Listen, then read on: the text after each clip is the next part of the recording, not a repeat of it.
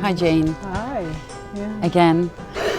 We've been seeing each other a lot, but didn't have really time to talk a little bit about some issues you work on. And I was wondering, you work a lot on the convergence of a lot of different areas of interest, Yes. like migration, urban development, identity, diaspora, but also culture. Yes. Yes. How is that? Because it must be challenging also. It is challenging, and then I also think it speaks to the kind of person that I am in terms of. I think that I have these artistic inclinations anyway, and I think I find a way to mediate, in terms of I am an academic, but I think there's also a part of me that's naturally expressive, whether it's photography or poetry or literature, and I just try and find a way to sort of bring those different areas into conversation, because I don't really, in my mind anyway, I don't see them as disparate. I see them as all really connected, and in almost kind of a multi-textual or polyvocal way, as just different voices, talking with each other. And that is really what has excited me about the Idea Camp, is seeing this multidisciplinary, polyvocal ways in which the architecture, policy, urban development, finance are colliding in these really powerful ways with culture and cultural production and social change. So I've really enjoyed being at the cutting edge in terms of these new ideas in formation. Well, thank you for also your very valuable contribution to the debate on the commons. You've been talking a lot about mobile commons and the challenges of perhaps the settled to be looking at the people that are settling and what they bring. Yes. In terms of knowledge when it comes to commons. Yes. What's fascinating for you about that aspect of the mobile commons? Yes, well, as I mentioned earlier this morning in my presentation, that I like the idea of a mobile commons in terms of actually thinking in productive ways about specific strategies that migrants are enacting, are deploying, as part of the process of moving and migration, and also, as I was suggesting, that we also kind of have a rethink about what we mean when we're talking about mobile commons, which is to say that it's not entirely encased in the migration process, which is to say that to kind of unpack what it is we mean when we talk about a migrant, and that they have these complex histories and cultures of origin that also feed into the kind of commoning that takes place in flux.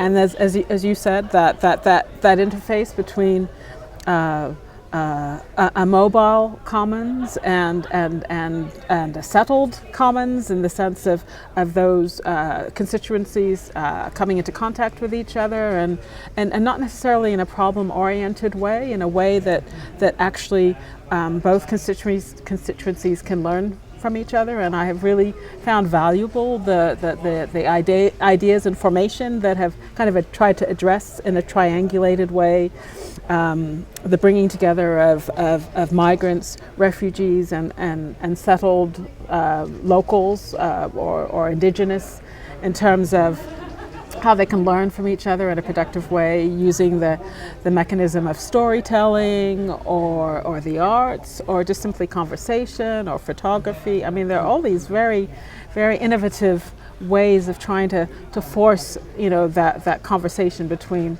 the mobile commons and for want of a better term, the settled commons. And we tend to speak a lot about big categories: migrants, refugees, like also you were explaining this morning.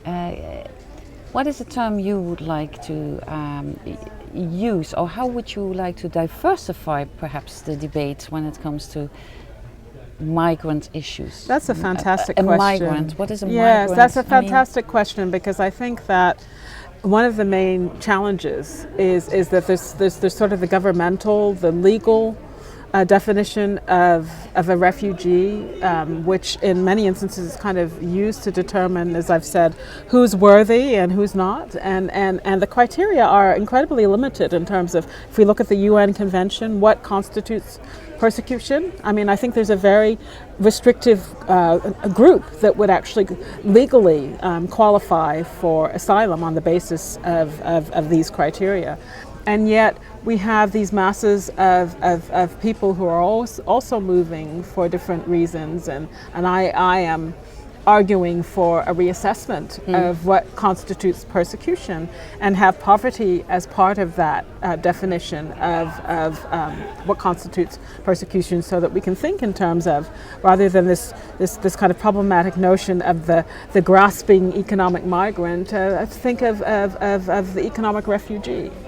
And so I, for simplicity's sake, to kind of get away from this polarization, in terms of talking about those who are moving as opposed to those who have just landed, because a lot of the waves that we're seeing now are in transit. I mean, their final destination is not Hungary or Croatia or Serbia. It's Germany or the UK or France, and so, or Sweden, where we are now. And so the thing that unites them is the fact that they are in movement.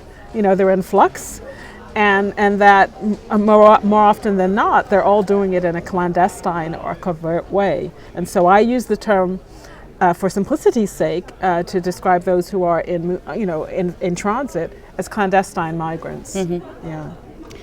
How is that debate in Europe evolving, you think, now, especially since a couple of months the refugee crisis is pretty in our faces, so the media is reporting a lot on that, whereas perhaps a year ago it was quite different, even though there were still situations where a lot of people were fleeing their country, and a lot of emergency situations were happening.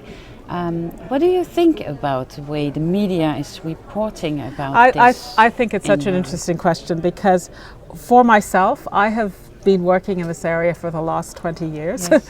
And so I am mindful of the fact that this is not a new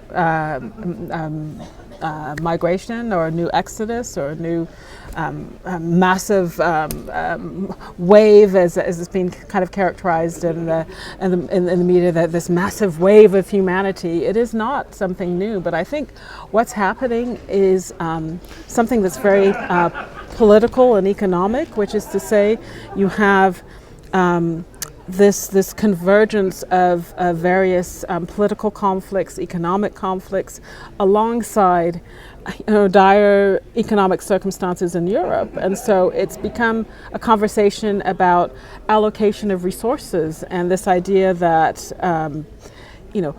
what sort of infrastructure do we have in place to accommodate? I'm thinking in the EU debate in terms of redistribution of the migrants is, what sort of infrastructure do we have in place in order to manage this situation, particularly in light of certain instances such as Greece, with its dire economic circumstances, that we're not even able to accommodate our own and manage our own economic situation. So how are we expected to accommodate for these people that are either transiting through our country or wanting to settle there?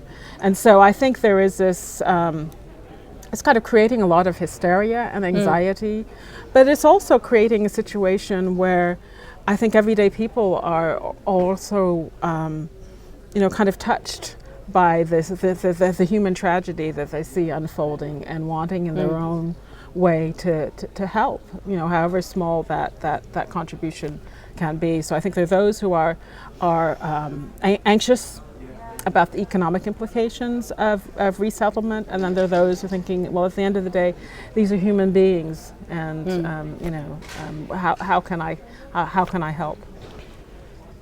And what do you think about if you compare that to the millions and millions of people that have been fleeing in Africa for decades and decades? Yes, Europe yes. didn't look at that, or Yes. what can we learn from? Well, I think that the African situation is an important one history. in terms of this polarization, because what I see in terms of who is being identified and recognized as a refugee and who is not is that we don't see Eritreans and Somali and Sudanese and North Africans, Moroccans, Algerians, Tunisians, Libyans included in this category of refugee. They're all sort of constructed as economic migrants, and so I think there has religious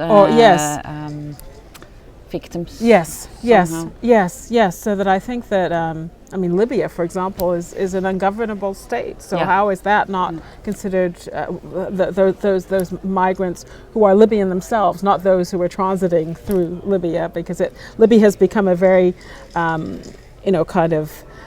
strategic point in terms of the migration process, because it's basically an ungoverned space, and so. There's a sense of lawlessness that makes it a transit nation for a lot of migrants who are particularly trying to cross across the Mediterranean. But the African distinction is an important one, because I think there is a whole sort of racialized discourse that goes along with and these displacements, these African displacements, are not new, and many of them have complicated histories that I would argue in certain instances date back to the colonial era and are really sort of vestiges of the ancient carving up of Africa as part of the Berlin Conference. Yeah. Yeah. So perhaps we should look at it also as a global issue. Oh, most definitely. Most definitely. Only issue. Yes, right? Yes, it is definitely a global issue. And of course, coming from the U.S., there are parallels with and I use the term forced migration intentionally. There are parallels with the forced migration of Mexicans and Central Americans to the United States. Okay, thanks a lot, Jayne, for this moment. Thank you.